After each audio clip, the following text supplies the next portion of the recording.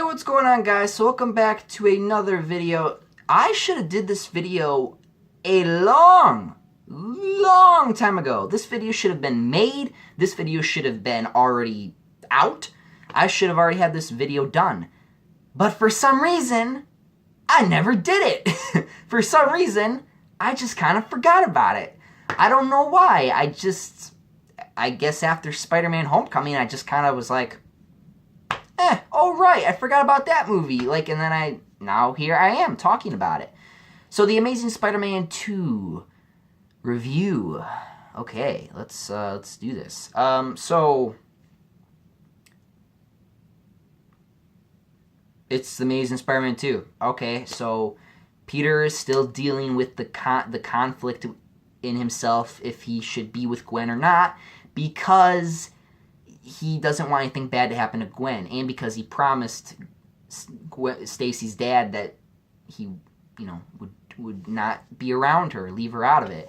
But he doesn't. He sticks around with her, but, then it comes back to bite him in the ass, so he decides to, be done with her. So this movie, it starts out with him stopping this robbery in this truck, which is filming it, watching it, all the scenes of that is really good. I like him chasing down the truck. I like him saving people. I like him having that witty, comedy moments. They got this guy who plays as the Rhino. I forget his name. He is very forgettable, and he just is not important to the story at all. He's just some stupid villain nobody cares about, who becomes the Rhino at the end of this movie. So yeah, by the way, we're going to spoil this because this movie's been out forever, so we're just going to get into it. So yeah, I mean, Parker is, oh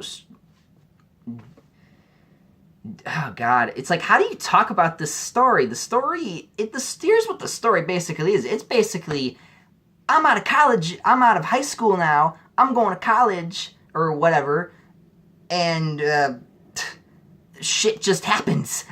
That's basically what this is about. But I think probably the biggest part of the story is probably when Gwen, is leaving England or whatever.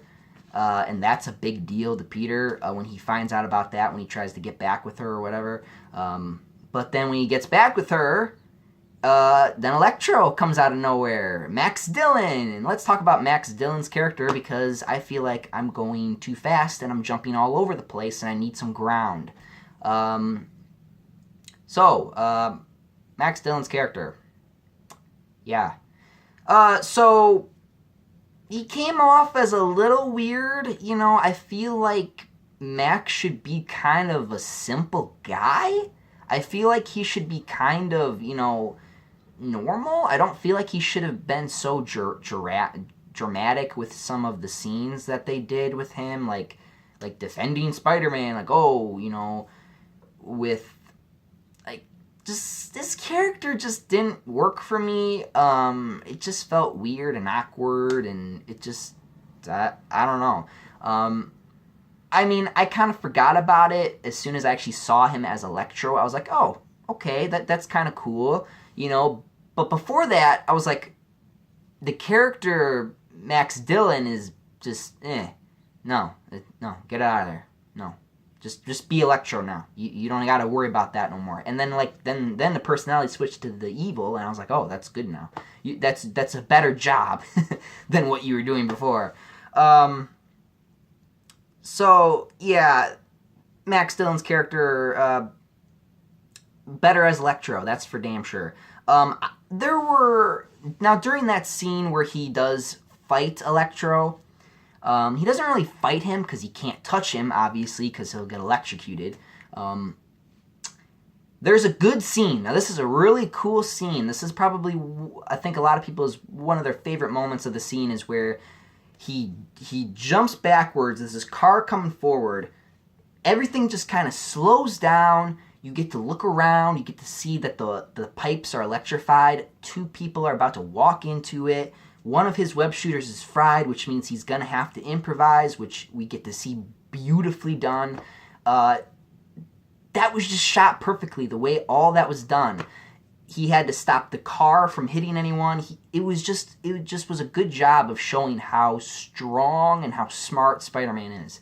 And which, oh God, and it's kind of hard to review this movie now because it's like, oh God, now I'm remembering Homecoming. It's like, oh no, don't bump it up any points, Mike. But it is going to be higher, that's for damn sure. Moving on.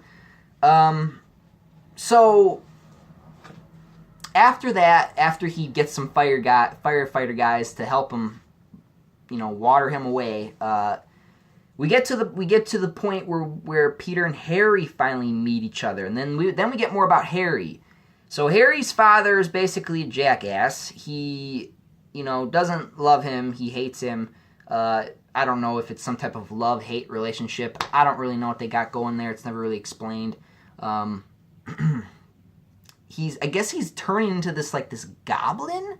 So it's kind of weird. So he's got this goblin disease, right? So he's, he tells him about it, and it's how it's hereditary. You have it now. Blah blah blah. And then he does this, I guess this good final act of giving him the information of how to, I don't know, suppress it or trying to reduce it from spreading type of thing. And then Harry has control over the company, and then Peter and Harry finally meet, and then they talk about, what they've been doing, how life's been, blah blah blah blah blah. So what are my thoughts on Harry? I think Harry was okay, but I just didn't feel no connection with these two like it was in the Sam Raimi trilogy. So I don't know, it wasn't my favorite part of the movie at all. I kind of didn't like it as much. But I don't know. It was all right. I mean, it could have been worse. Actually, no. It was a little eh. Like I said, moving on. So Harry is infected with this disease. He tries to get Spider-Man to help him, but he's like, no, dude, that's dangerous. Radioactive blood, so. So it's kind of weird. It's kind of weird because it's like Peter's in a situation where it's like, yeah, my friend is dying, but at the same time, I can't risk anything else bad happening to him because I don't want to feel responsible type of thing. So he struggles with that, and that eventually leads to Harry becoming, well, before we get to that, Harry going to great lengths to, he's just losing it, okay? Harry's, losing his mind at this point. He starts, he's just he's getting very controlling over this company and his life and all that. So I guess there's this frame thing going on where someone in his office is trying to get rid of him, so he somehow gets him out of the kicks him out of, the industry or whatever, and then Harry gets mad, and then he goes break Electro out of prison, and then, then they take the company back, and then Spider-Man and Electro fight, which is pretty cool fight. I like seeing Spider-Man web sling through the city and trying to go after Electro and all the way to the power plant, which is pretty cool. Like I said, there's a lot of good scenes in this where it's just visual imagery. A lot of visual imagery of this movie. It does look pretty good. I like a lot of it. I like, seeing Spider-Man web sling, and all of a sudden Electro shoots his web, and then he has to spin another web. The slow motion effects and the shots look really good, really nice. So this movie does a great job of that. But the plot is kind of all over the place, kind of like I am in this review. So Gwen in this movie, I know I skipped a lot. I apologize. I'm just trying to get through this because I should have done this a long time ago. Gwen Gwen and Peter decides that he is, before all that happened, you know, before Peter's fighting Electro, they were talking on the bridge. They were on the bridge, and I'll get to the bridge later, because this would have been iconic, this would have been very great, and then this is when the movie, for me, did not go well. Okay, so, they were talking on the bridge, and Peter was telling her that he accepts the fact that, yeah, I will go to England with you, you know, I web sling around England, I don't care, like, as long as he's with her. And I think the love story in this movie is really strong. You really believe that these two really care about each other, and these two really want to be together. And that's another reason why I like this movie, is, you know, Gwen's his first love. He's supposed to have that connection, and I think they nail it beautifully in this movie, even though the rest of the movie's kind of a mess, a hot mess, but that's okay. So back to the Electro and Spider-Man fight. So Gwen comes around to help Spider-Man, even though Spider-Man's freaking out, like, oh my gosh, why are you here? You gotta get out of here. What are you doing here? Like, he's just, like, losing his mind. Like, I like that, because it's showing that he's, like drastically, like, what are you, like, I'm trying to protect you, and you're putting yourself in this position where I gotta save you. Like, it is kind of funny, because it's like, you're putting yourself in this position that you're not supposed to be in, like, even though she does play a good role. She is able to help him take out Electro. But then Green Goblin comes out, or Hobgoblin, because that's what Harry is in the comics. Harry is Hobgoblin in the comics, and Norman Osborn is Green Goblin in the comics. But I guess he's Green Goblin in this one. I don't know. So yeah, so he basically connects the dots. He stares at Parker, or Spider-Man, and then he stares at Gwen, and then he just kind of, for a second, connects the dots. He's like, oh, so Spider-Man didn't say no, you said no, Peter, type of thing, you know? So then he got really pissed off. He grabbed Gwen and he took off, and Spider-Man's panicking. He's trying to web sling and get to her. He's begging, just put her down. Don't hurt her. Just we'll fight. Just you and me. And then, like, he's like, okay, I'll drop you. Just drops her, and then he has to catch her. Falls into this clock. And this is where I get very comic book accurate, should have done this type of thing. Here, let me explain. Let me make sense of something for once in this goddamn review. My only problem with this movie was, well, I had a lot of problems. Obviously, I addressed them, but one of my biggest problems with this movie, why didn't you do the iconic scene on the bridge? Here's why it would have been more impactful to the heart when she died, okay? Okay, you're on the bridge. The bridge is the same spot where Peter and Gwen were, like, you know, were happy. They were about to go to England and yada, yada, yada. Like, there could have been so much that could have been a pull on the heart if you actually did it that way. Yes, people would have saw it coming. Yes, I understand you wanted to be like, no, that's not going to happen, blah, blah, blah. It should have been on the bridge. It would have been more impactful. It would have been a more emotional type of feel, because it's like, oh my gosh, she died on the same spot where they were just at, and talking about how, you know, they're going to go to England together and be happy and this and that. Like, that would have been better. Instead, they did it in this clock, and it just, visually looked impressive. Visually, of course, looked impressive. But it would have been better on the bridge. Okay, back to the review. So yes, they're fighting, and eventually he's trying to save her at the same time, and she's hanging on with the web for dear life, and the clock's about to cut it. It cuts. She's falling. Parker's got to make him stop, so he just webs his neck around a freaking gear, which I'm surprised he lives through, and he tries to jump down there and save her, and And this is where I get even more comic book accurate pissed offness, because this is, why did you do this? Why did you mess this up? So he has this is a very visually emotional scene, right? He webs, the web is like in the shape of a hand reaching out. Now that I loved. I was like, wow, that's really impactful. It's like it's reaching, like the web itself is reaching to grab her. It grabs her, but then when it grabs her, her head hits the back of the floor, and that's how she dies. Instead, but in the comics, as we know, the whiplash is what kills her on the bridge. But they decided to go with the floor instead.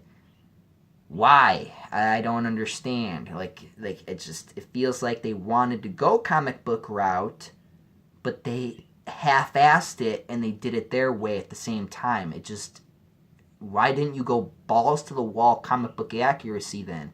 At least it would have been a better for that. You know, it would have been like, oh, I can come back and watch this scene again because it's from the comics. No, I can't, because it's different, and that's what the problem with this scene is.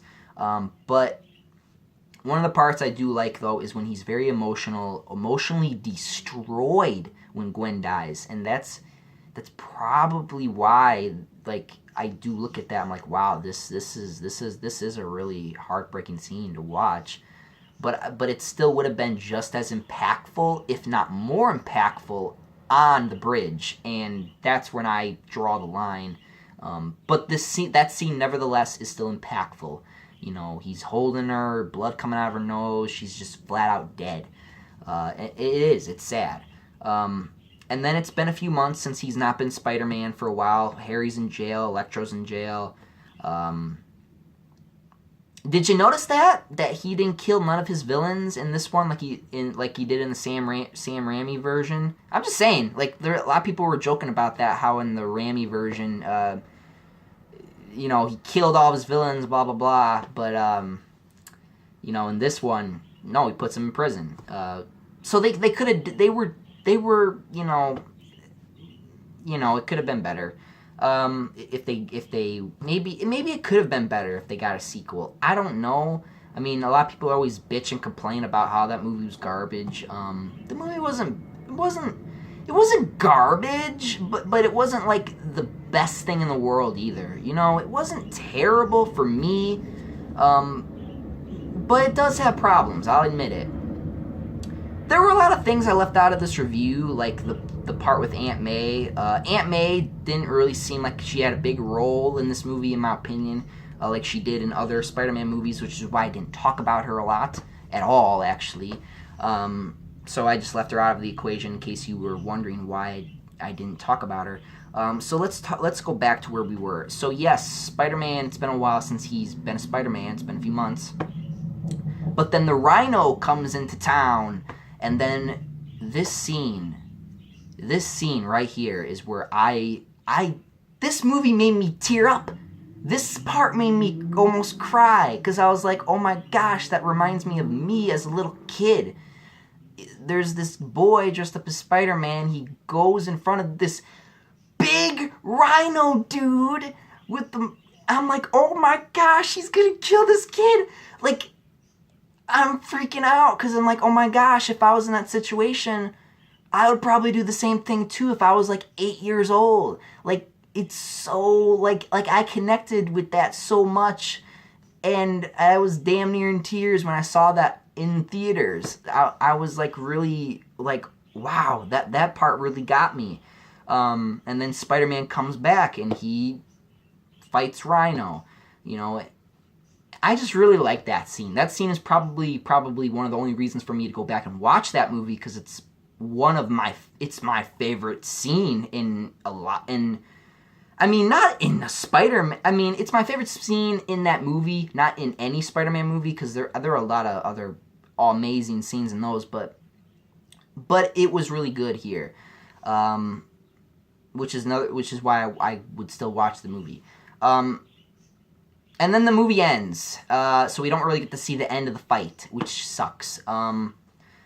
So, yeah, there you go. That's the Amazing Spider-Man 2 review. I'm sorry, it was very sloppy, very lazily done. I apologize. I should have watched the video. I should have took notes. I should have did all that. I just tried to remember what I could remember. But yeah, I would give this movie a 6 out of 10. It is slightly above average for me. But it does come across in a lot of areas as a problem. A lot of people rated this lower. It's a 6 out of 10 for me. It is. It's a 6 out of 10 for me. With the Amazing Spider-Man movie coming out at like a 7. The very first movie. This movie tried to set up like Sinister Six, which I fucking want. I want a Sinister Six. Like, where's the Sinister Six? And they tried to set it up, but I heard a rumor that they were gonna do it with like a future Sinister Six in the Amazing Spider-Man 3, and they were gonna have Miguel in that movie. Dude, where the fuck is Miguel? Where's Miguel? Like, I want to see. Okay, you know what? If no one directs this movie, if no one makes this movie, I'm going to do it. I'm going to be a director, and I'm going to direct 2099 Spider-Man movie because I want to see that more than a Miles Morales Spider-Man movie. Yeah, fuck you, Sony. You're going to give Miles his own movie, but you're not going to give Miguel his own movie. Like, fuck you. Like, seriously. Like, okay, now I'm on a rant, so sorry about that, but there was potential. I think basically the Amazing Spider-Man 2 was basically like the Halo 5 of the Halo story. It's just filler. Like the Amazing Spider-Man 2, it felt like filler. But I do feel like there were parts in it I enjoyed. At least I enjoyed some parts of the movie.